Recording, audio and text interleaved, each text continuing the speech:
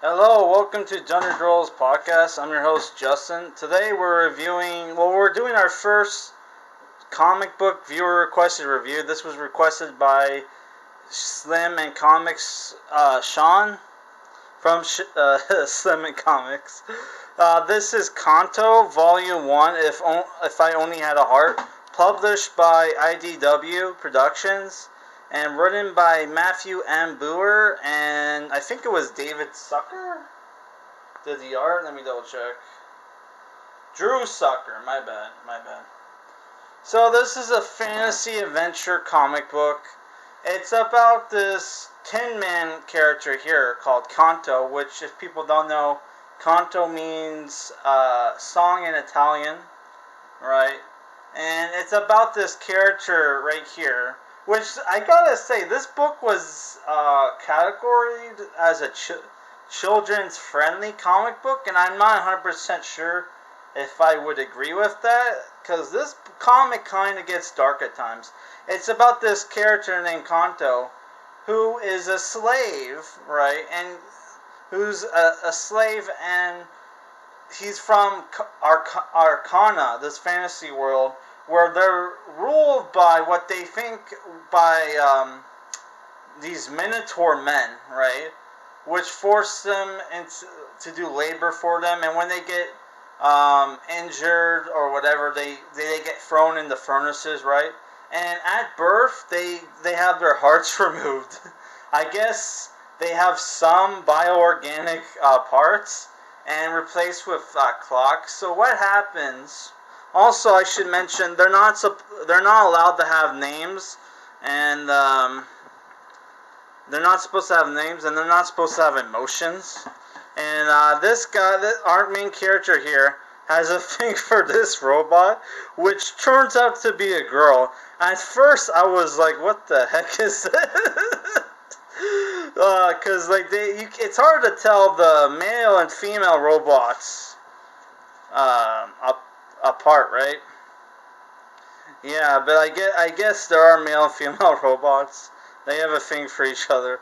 What ends up happening is she gets injured and needs to get her heart replaced, and he goes to the elder, which let's see if I can find the elder. Right. Here he is. He has like a fake mustache made out of cloth, which I thought that was kind of clever.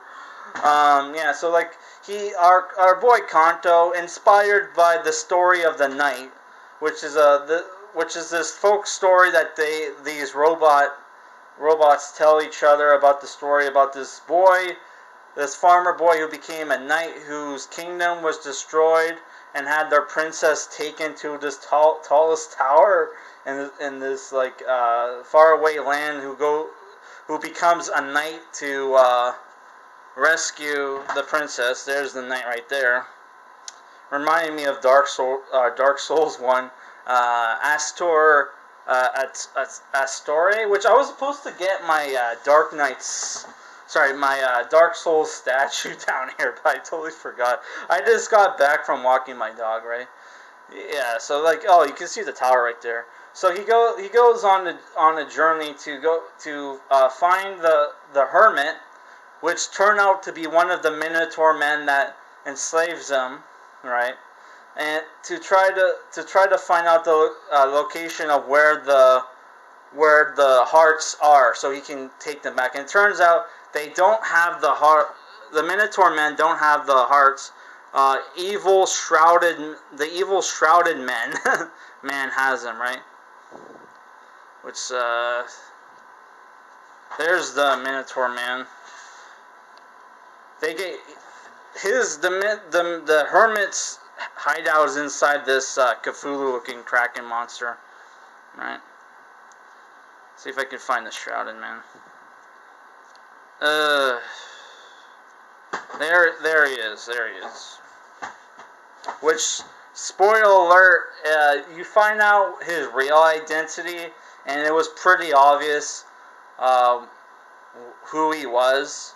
So like, yeah, on the way there, he teams up with two people. One of them is an old Malefics, which is these monsters that are like these monsters that live in the woods that are like, you know, the natural enemies of the Tin Man, which he's able to, our boy Canto is able to tame one, and he also teams up with this elf girl, right, who has this pet like wyvern thing. Yeah. So I'm just gonna go into my likes and dislikes. So my problem with the book, well, I'll just well, first I'll go to my likes. I like the aesthetics, and I liked the fact the story pretty much, you know, this kind of feels like a standalone book, even though it does sequel bait. You could just, you know, do a one and done with this book. So things I don't like about the book. One, the book is a little pretentious with its quotes. Like, you have a quote with, like, the book starts off with a quote from The Wizard of Oz and ends with a quote from Dante's Inferno, which is like, oh my god, I thought that was pretentious. There's not a lot of action in the book, and there's not a lot of action. I thought the book, you know, kind of had a lot of dark themes for what's supposed to be a children's book. Yeah. And I thought the twist of the book on the identity of the Shrouded Man, who turns out is the one that enslaved, is the real slaver behind the Tin Man and the Minotaur Man as well. I forgot to mention that. It was really obvious who the Minotaur Man was. And my fourth dislike is, this is 6 issues and it costs like $26 Canadian, 20 US, but $26 for a 6-issue trade that's even more than the average. The average is like $23 now, I think. But yeah, like, I kind of don't like that, honestly. I think that's a bit much, and it's like when I first started collecting trades, you could get like a 6-issue trade for $20, and if you go to your local comic book store, right, maybe not in like Barnes and Nobles or Chapters if you live in Canada, they won't have cheap trades, but you can get trades like for like less than $20, man. Like, holy crap. So this is a little overpriced, in my opinion, for the kind of story it was, especially for a children's book, man. Children's books shouldn't be that much, man. Which, yeah, I wouldn't let your kids read this unless they're like, you know, maybe 12 or higher. It has this like labyrinth meets like Wizard of Oz kind of feel going on, which I thought that was cool. But overall, I thought the book made me, the way the writing style felt very feminine. Like a chick wrote this book, a woman wrote this book, which no problem. I have no problem with that. But it's like, dude, it just felt like this. It had like this very female like writing style. To me, like, it felt like a woman wrote this, so I'm just wondering if we're gonna find out. Hey,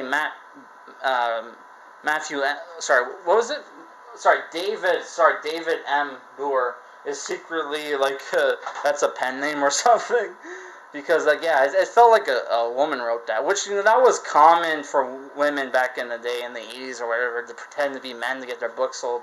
I don't know if there are still female writers still doing that, but this felt like one. So yeah. It's hard. So now to go to the final rating of the book, it's kind of hard for me to rate this, because I didn't think the book was bad, but I didn't like the book. So it's kind of hard for me to rate it, honestly. But if I were to give it a rating based on what I think other people would feel about the book, I would say probably 6.5, especially if you like, you know, dark but somewhat kid friendly, like fantasy stories like not Dark Labyrinth. Sorry, I combined like two different movies. I've never actually seen the Labyrinth movie. I have it. I just haven't seen it yet. I bought as part of a Jim Henson film collection.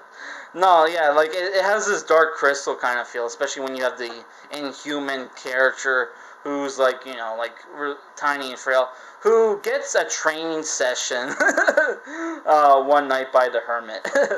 Which didn't help too much, by the way, but better than nothing, I guess. Yeah, so yeah, I would probably say it's either a 6 or a 6.5. For me, it was kind of a 6, but maybe for other people it's a 6.5. I don't know, man. Yeah, so that's that's my thoughts on that book. Honestly, it just made me want to read Bone again. So in the back, I have some other fantasy books. I got the second Game of Thrones prequel graphic novel, Sworn Sword. That was a really good book. I also have the Silent Grove, which I reviewed, the Dragon Age book over there. And I also reviewed Green Valley, which turned out not to be an actual fantasy story. Love that hardcover, by the way. And in the middle, I have an IDW book, which is the Dungeons & Dragons Forgotten Realms, The Legend of Driss, which, if I remember correctly, it is a comic adaptation of the Forgotten Realms novels that follow the Driss Bo Durnan character, who's like this dark elf fighter / ranger who becomes a good guy despite how evil the dark elves are. Which, by the way, they're a matriarchal society. Which I have some dark elf novels I want to read, like the what was it called, the Spider Queen or something? I don't know. I have book 1 and I have book 2. So yeah, that adapts the first 3 books in the series. I thought that omnibus was pretty good. Though Driss Bo Vernon is kind of written like a Boy Scout, which I thought was kind of annoying. But I thought that was a good book, good fantasy comic series. If you're especially if you're a Dungeons & Dragons fan. I would probably recommend these books over this one. But if you're looking to get your kid, if you have a kid and you want to get them into fantasy comics, just get them Bone by Jeff Smith. There's the uncensored version, and there's the censored version. Scholastic puts out the censored version. That's the one you want to get for your kid. But if you want an uncensored version of Bone, I think there's an omnibus out. So yeah, check that out. So yeah, so that's the end of my review. And my next comic review is going to be Watchmen. This is another viewer requested review. Look how thick that book is. And I checked it out, and there's not a lot of extras. So how it was that thick, I don't know, because it's only 12 issues. But yeah, that's going to be our next review.